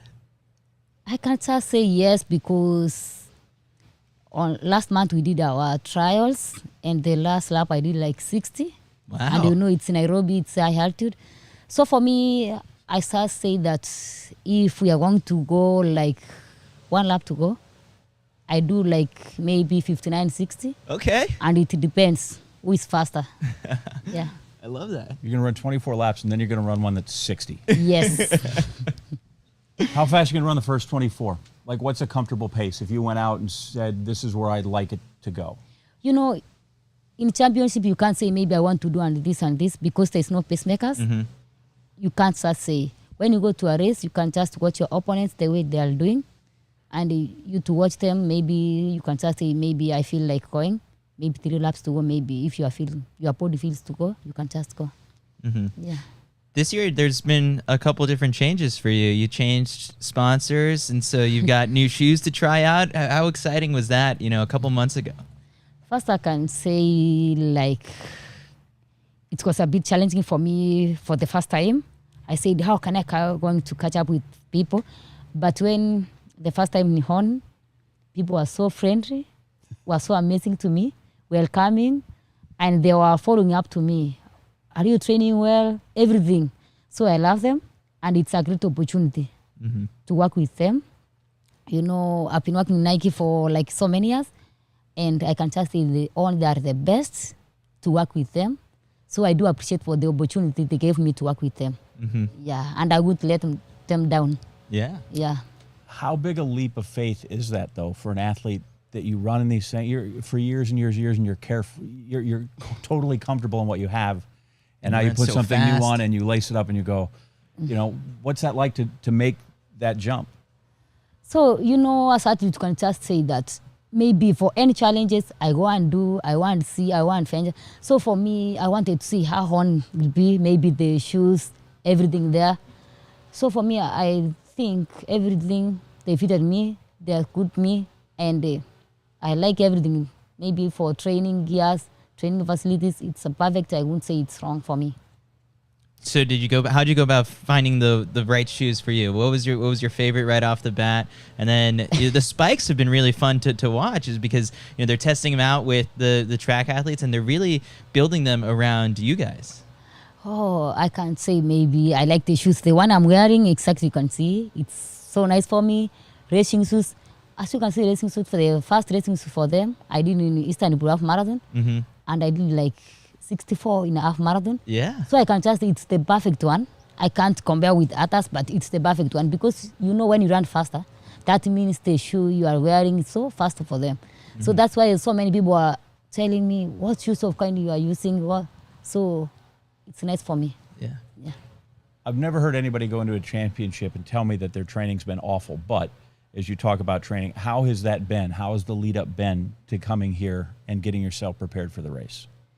I have been training well, for the last 2 weeks. I've been focusing on my speed. I've been doing a lot of long runs. But for now, 2 weeks, I said, no, let me focus on speed because I'm going to race so that I can have that mood race. I'm going to run, I'm going to win. So I've been focusing for that run. In terms of the mindset, how do you get yourself mentally prepared for a championship compared to, there's the road races and all that stuff, and it's nice, it's a weekend, but this is a championship, there's medals, you're representing your country, so how do you focus? I can't just say that you need to prepare. There's nothing maybe you can do, maybe I want to do this one, I want to do this one. Focus on your normal training. You eat well, you drink a lot of water well, and maybe sometimes you tell your mind, I'm going to a big challenge. It's like you're going to go. How have you been prepared for the last maybe previous training? Because some other girls who are racing with them, I've been racing with them since 5,000 road races, so we knew them. So it's for me and it's for other ladies, how I want to race, how I want to win. At the end of the day, I want to get the winner. You said that you come in and you know that you're the best, and you take that mindset. When you get on the line and you see the rest, do you enjoy knowing that the rest of the people have to watch where you are in the race, and that you're one of the people that they have to key off? No matter how much they do or where they are, they need to know where's Hellen? Where's Hellen?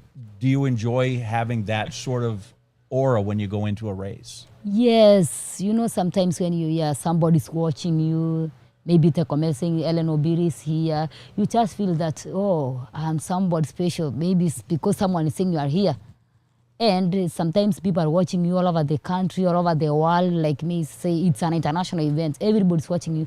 Everybody will know Obiri is here, how Obiri want to do. So it's for you to make extra hard, maybe to not let your fans down, to perform well. So sometimes you have a pressure, how am I going to perform? Because everybody is watching me. Mm-hmm. Yeah. How about your fellow competitors? Do you like to look at them and go, I'm Hellen Obiri, and if you're going to get on the podium, you'll have to go by me, and that's not going to be easy? I think they know me, and we know each other. So for now, maybe I've not been racing so many races this year. So maybe they can say maybe she's not in a good form. You can't know how I've been training. But for me, I wouldn't say maybe I've been training well, I've been training hard. So it's all about the race. It will tell us who have been going to train. When's the last time you got nervous before a race? Do you still get nervous before a world championship? Sometimes. Yeah. We do. Okay. Yeah. What about scared? I mean, the night before, are you talking to your husband, or like how do you calm the nerves down? Sometimes for them it's to give you motivation, because when you come to a bigger championship like this, sometimes it's tricky. Maybe you have tension, you have something, so you need someone to tell you maybe don't worry, it's about the event, we are going to do well. So you need someone to talk to you and to encourage you. Maybe try to work hard, try to focus ahead. Here in the States, we're making a very big deal that this is the last meet and the last race for Allison Felix. And she's been very open about how neat it is that her daughter will be able to see her run. Does your daughter know you're really good? Does she understand what you do and that mom's awesome? Yeah, she knows very well. Maybe sometimes when I lose the game, she can just ask me, Mommy, why didn't you win that race? Who those races to beat you? You need to beat them. So maybe I try to tell her it's all about the race, but sometimes, it's a small guy, she don't understand. So she just know that the mom is the best. So you do need to lose the race. So sometimes she know I'm competing, I need to go and lay outside maybe to compete. Mm-hmm. Have you taken her to the track or to run yet? Yeah, when I go to track in Kenya, I always go with her, maybe sometimes to watch mommy training, to watch mommy competing, so that she can know what mommy is doing the best. Even sometimes when she's going to school, she will say to their friends, my mom is a runner. And when I ask her, you're going to run, she say, no, I can get tired like you. So she don't like running because she can get tired. Of course it does, yeah. Yeah. Does she care if kids don't know really times. Does she care whether you win or lose? Yeah. She does. She's Yeah. invested. Wow. She asked me a lot of questions. Why do you allow those ladies to beat you? You have to win. So she's not comforting afterwards. It's Yeah. okay, Mom, I love you, you're great. Why didn't you beat them? Yeah, but sometimes when I lose the race, it's just maybe she don't feel good. Why? Why don't you want to be number one? I say it's a race, maybe you can't just be number one, like troll the race. Say no, next time, don't lose the game. You need to win. When she gets like that, you don't just send her to her room. Just say, listen, you can't No, do that she to me. understands. You Yeah. can't talk to me like that. No. It's a baby, maybe she don't know. That's amazing. So the big thing you've also got coming up is possibly starting to work soon with Coach Dathan Ritzenhein. Yeah. What's got you excited about the possibility of soon moving to the United States and then working with Coach Ritzenhein and then the rest of the OAC group? First of all, it's a great opportunity for me to come in US to train with them. And for the past years, I've been having a coach with my manager, has been sending my program to Kenya. He's not around watching me doing, but I'm happy I will come here and I will have coach full time watching me, telling me something. You only have one, the coach is not around.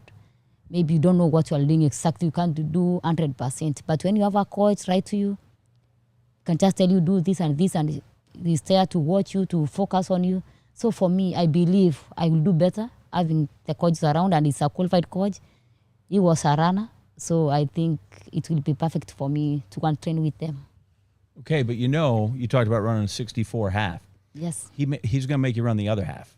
Yeah. Are you ready to step up and move to that marathon distance? Yes, of course. I'm planning to do marathon this year. Yeah. Wow. I'm Why? focusing. 10,000's far enough. No, it's all You're like, why run 26 or what is that, Miles. 42? Or 42 40? kilometers, yeah. Why, when you can be famous first off, you can be famous at 5 kilometers. Why you got to go at 42? Sometimes you can't be like, let me say, like the age is going up. You can't focus on 10,000 alone. Sometimes you need to go, like I say, I want to see marathon, how people train, how people run there. So it's my opportunity and my happiness to do marathon. It's exciting. We got something to look forward to. Have you seen your marathon team for this? You want to go mess with those girls? Yeah, even me, I'm also the best. Okay. Yes. Good. We'll let Paris know when she comes by. You're ready for her. Yes, of course, and I am trying to give her the challenge. I love that. I'm all in. I'm ready to give you the gold medal for right now. Love brash. We love the confidence. It's terrific. Yeah. Hellen, what are you looking forward to outside of your own race to watch at this World Championships? Outside my race, I'm looking forward to watch 100 meters men. Yeah? It will be so exciting. Yeah. Who do you like?